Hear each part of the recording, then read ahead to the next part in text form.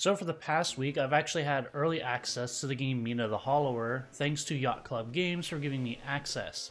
Now, because they did give me access to the game early, I am going to mark this video as sponsored, but of course, they have no say on what I'm saying. Everything you're hearing in this video is of my own opinion. And today is, when the video is up, is officially when the embargo lifts, and so I can officially actually talk about it. So let's go ahead and get into it. So as I mentioned, I've had access for about a week now, and I have completed the game. I've done quite a bit of it, and I'll get more into that later. Mina the Hollower is Yacht Club's newest game, and is, as they describe it, more of like their Zelda to Shovel Knight being their Mario. It's a top-down action game where you control Mina with various different weapons and sub-weapons. You travel across the land in order to repair what are called spark generators in order to save the land. I'm not going to go over any spoilers. All the footage you're going to see in this video is all early game stuff, so don't worry if you're concerned about seeing other late game things. None of that will be discussed here. As you go throughout the game, you're going to unlock a lot of trinkets. You're going to find them that'll modify how you play, some of your actions, they'll add certain things, and mix up a lot of your stuff. You're going to find a varying amount of sub-weapons that are sort of like the extra weapons in Castlevania games, where they serve a different purpose and have their own cost to them.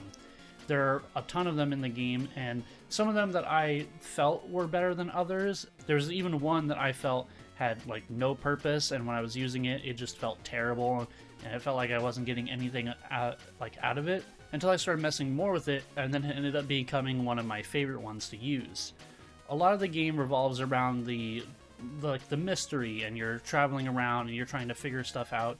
The game does have a subtle way where it's trying to hint where you're going. It doesn't outright say a lot of it, so if you're confused on where to go, there's an NPC in the game that will give you newspapers, and the newspapers will actually give you a subtle hint on where to go.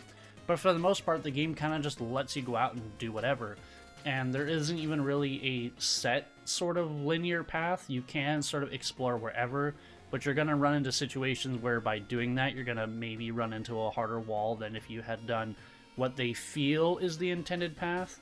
So there is a lot of like exploration and just figuring stuff out you can do, and there is a lot to do.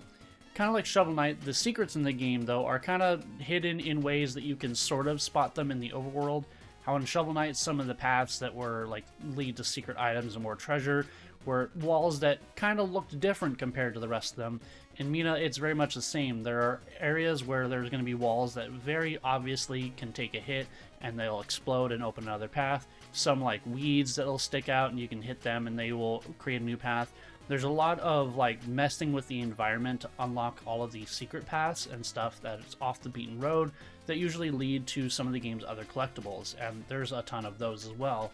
You've got keys to find, trinkets, sub-weapons, upgrades for each of those. You even have upgrades for Mina herself in having more sparks, meaning that you can die more without having a consequence to them, and you can even find extra cloaks that change her appearance as well as change your stats. There's a lot to find, and there's a lot to do. Now, Yacht Club Games themselves say in their documentation, they've said it in social media, that the game takes about 20 to 30 hours to complete based off of their playtesters. And I myself, as with an approach of going in with trying to just do everything I can as I come into it, I completed the game, now the base game, in 12 hours. Now, I felt like as I was going through it, I did a good job at like going through every secret that I spotted. So as I was going through, I wasn't trying to speed run everything, but as I was going through areas and I was visiting secret paths and doing secret bosses as I encountered them, I still managed to beat the game in 12 hours. And what I felt was a good amount of collectibles and stuff that I got once the credits rolled, and it showed me that I had a whopping 43%. Meaning that I still hadn't even barely scratched the surface. Even now, at the time of making this video, I don't even have all the stuff, and I'm now at 20 hours on my save. So their estimate of 20 to 30 hours is in a pretty good ballpark. Some of the other stuff that they include in the game, if you are running into issues, because this game's difficulty is sort of gradual, and the game does sort of play it as a trial by fire, kind of like what people attribute to like Dark Souls games and FromSoft games, where you kind of have to just beat your head into a wall until you just figure it out. There are things in the game that are like that. Now, if you find that that's too troubling and too bothersome, the game does have a multitude of modifiers and assists you can enable. Things like reducing how much damage you take, to flat out just making you invulnerable, reducing boss health, and all sorts of other things. There are a ton of modifiers to mess with. Now, I saw people online that when they announced this and showed off some of the modifiers, there was some backlash in regards to people enabling them and then still getting the game's achievements. So if you're one of the people that may be a little concerned of like, oh, are people just going to turn on invincibility and get all the achievements? No. When you turn on these modifiers, the game actually will tell you that by using these, your save file can no longer get any achievements. And that's just permanent. Even if you disable them, the game still marks your save as having used them, so you cannot get achievements. Now, there are some that don't actually block achievements, and they're mostly cosmetic stuff or things that just make the game harder. You can still get achievements with those. Some of the boss fights are pretty tricky. Again, I'm not really going to spoil anything, but there's definitely moments where I've had to sit and just watch a boss before I actually attacked anything, just to figure out what their whole gimmick was. And I think that that's fine. I think that it is very much a trial by fire and figure out as you go, and you will die a lot. Looking at my save file before recording this, I was at 35 deaths. So I died quite a few times, and it's just part of the process. It will happen. It's something to expect going in, that this game isn't inherently easy. You can make it easier on yourself with the modifiers, but the game does actually have quite a bit of challenge to it, and the challenge does actually increase based on the intended sort of path that I imagine they want you to complete the areas in, where the final intended area definitely has a giant spike in difficulty compared to the past ones. Now, I've been basically singing its praises. Do I have any sort of negatives about it? Well, actually not really. A lot of the stuff in the game is very well done, and it's definitely a product of them taking their extra time. Since this game was supposed to be out in October and was delayed till now, they've definitely used that time. The game doesn't really have too many faults, at least the things that I've noticed. A lot of the stuff that I run into that has maybe been a little frustrating mostly boiled down to the classic, just a skill issue.